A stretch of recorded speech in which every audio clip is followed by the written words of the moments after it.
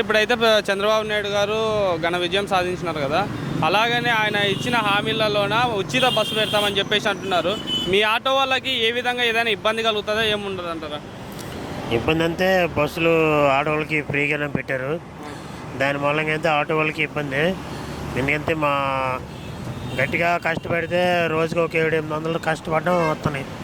ఇప్పుడు అందులో కూడా బస్సులు ఫ్రీ అంటే ఒక 500 తోళ్ళు కూడా మా ఇది మరి మాకు డ్రైవర్ కుటుంబం మాత్రం రోడ్డు మీద వస్తాయి రావడం.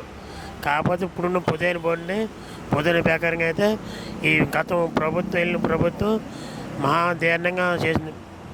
ప్రజల్ని ఎలా చూడలేదు అలా చూసింది. నేత అంత నీచంగా ఓడిపోయిన ప్రభుత్వం కాదు.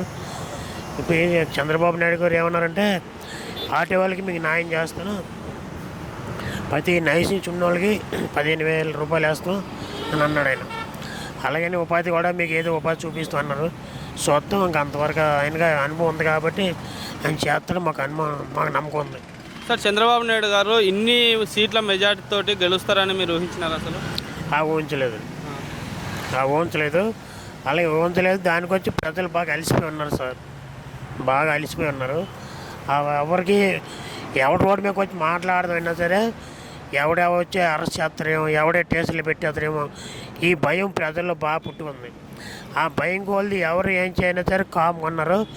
చేయని పని ఎప్పుడు చేయాలంటే అప్పుడు చేసినట్టు ఇప్పుడు చేస్తారు. కట్టి గుణపాఠం ప్రజలు చెప్పారు జగన్మోహన్ రెడ్డి గారికి. సరే, ఇప్పుడు చంద్రబాబు నాయుడు గారు, పవన్ కళ్యాణ్ గారు పొత్తుపైన వస్తూ ఉన్నారు కదా. ఈ ఆంధ్రప్రదేశ్ ఎటువంటి అభివృద్ధి చెందుతుంది అనుకుంటున్నారు మీరు? బాగా అభివృద్ధి పొందుతుంది అనుకుంటాం సార్. ఎందుకంటే కన్ఫర్మ్ రాజధాని అయిపోద్ది. మొత్తం ఈ 7 కోట్ల జనాభా కూడా పెద్ద ఇప్పుడు ఉన్న నిత్యావసర వస్తువులు చాలా విపరీతంగా పెరిగిపోయిన ఆకాశానికి అనుకున్నాయి. ఆ ధరలు కూడా తగ్గిస్తే మాకు నమ్మకం ఉంది. అభివృద్ధి జరుగుతుందండి. మేము ఉన్నంత వరకు మా కాలం అయిపోయింది. మా పిల్లలకి అభివృద్ధి అనేది లేదు. ఆ అభివృద్ధి తేడం కోసమే మేము ఈరోజు ఈ టీడీపీ గెలిపించుకోవడం కారణం. ఇక్కడ ఎంత మెజారిటీతో ఈ విజయవాడకు సంబంధించి టీడీపీ గెలిచింది సార్? విజయవాడ మన గద్ద రామ్మోహన్ రావు గారు 57 ఓట్లు ఎంత మెజారిటీగా వచ్చారు సార్. అలాగే బోండమ్మ కూడా సేమ్ అలాగే వచ్చారు. ఆయన కూడా ఎమ్మెల్యే కూడా ఎంపీలు ముగ్గురు బాగా గెలిచారు.